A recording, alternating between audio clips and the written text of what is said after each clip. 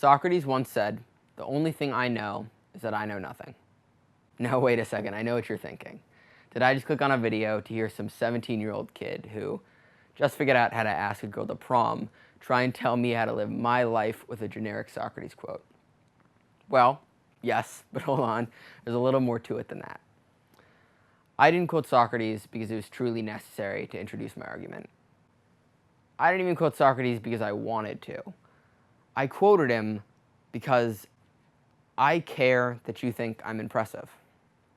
I wanted you to think that I'm smart and insightful and that I spend my free time poring over ancient Greek texts. When in reality, I got that quote from a fortune cookie. I don't pore over dense philosophical works. I just really like crab rangoon. I mean, it's fried cream cheese. And so that very thing is the one I want to discuss with you today. No, not crab rangoon, but the externalities of our self-esteem.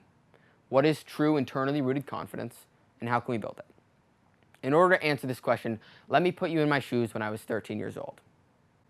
In elementary school, everyone always tells you that kindness is everything, and that you should be nice at all costs. So, throughout middle school, you are nice at all costs, even when that means getting taken advantage of. Not only that, but to you, being kind meant making sure you never made anybody uncomfortable.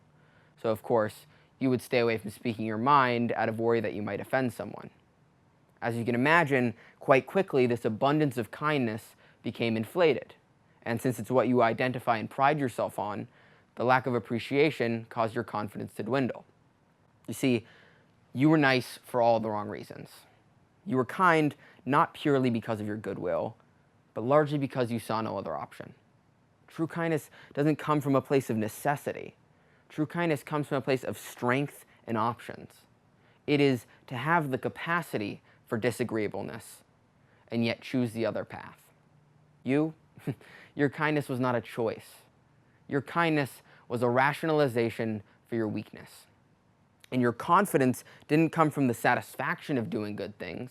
It came from people's admiration of that trait, which in turn just led you to emphasize that trait even more in your personality.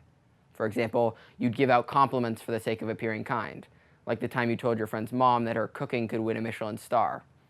I'm sorry, Miss Peters, I don't think they got Michelin stars for chicken that's about as flavorful as a bike tire. And really, this need to always be seen as kind was quite dangerous. Just because you weren't able to be difficult or ill-tempered at times didn't mean you didn't want to be. Everyone wants to say no to things that they don't see the point in. Like when your mom tells you, "Joe, go clean your room and your closet, there's guests coming over." I promise you, if guests somehow end up in my closet, the dust is not what's going to make that situation weird. Of course, you had to suppress perfectly reasonable thoughts and feelings like those, because after all, if people thought you weren't kind, then what were you? But like most things you suppress, these emotions just built inside of you until one day you couldn't take it anymore. In your eyes, you had given the world so much and had gotten nothing in return. You decided, you know what, I'm done. I'm done putting others before myself. I'm done letting their opinions control me, and I am done caring about what people think of me. And so at 15 years old, you did it. You no longer cared what people thought of you. Well, at least that's what you wanted everyone else to think. In reality, nothing changed. Before, you prided yourself on how kind people thought you were. Now you pride yourself on how little people thought you cared. You didn't transcend the scale, you just swung too hard in the opposite direction. And I mean, everyone always tells you not to care what people think. The real problem is nobody tells you how to do that. To you, not caring meant making jokes, acting cocky, and above all, always projecting security.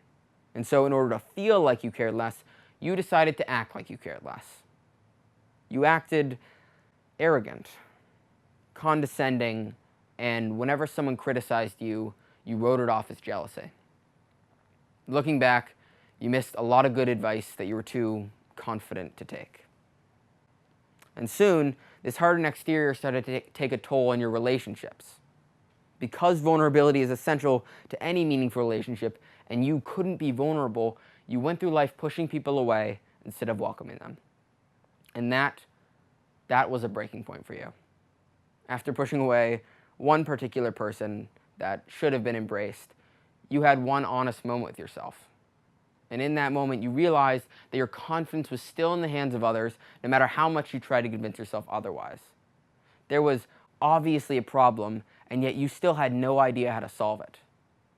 All you did know was that for the past year and a half, everything from the way you dressed to the way you spoke was loud, but your confidence was still fake. And so from that moment on, you promised yourself that everything you would do would be quieter.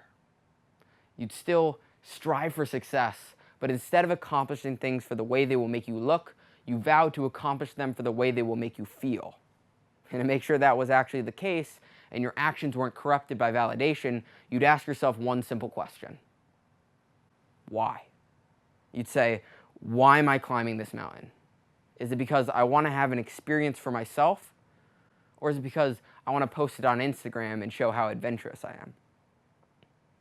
You'd even ask yourself, why am I hanging out with this person? Is it because I genuinely enjoy their company? Or is it because they're super attractive and being with them makes me look good? However uncomfortable to answer, it was these questions that slowly shaped the way you behaved. For example, you no longer used fancy words like abysmal, because anytime you were going to use the word abysmal, you were just trying to make yourself look smart. You even started to pass upon chances to brag when people would ask you, oh, hey, Joe, what have you been up to? And everything in your body wanted to say, oh, I don't know, I've just been writing a TED Talk. But you wouldn't. And to be honest, in the moment, passing upon those chances to brag felt pretty abysmal. But you also knew, like most things worthwhile, this was going to be hard. And that quick fixes for confidence were what got you into this mess. And so you kept quiet and you kept humble. And even if this modesty was fake at first, it started to feel like it was working. All the things you would normally scream from a rooftop, you kept to yourself, but more importantly, for yourself. In other words, because you forced yourself into modesty, you had to do things for personal satisfaction instead of external validation.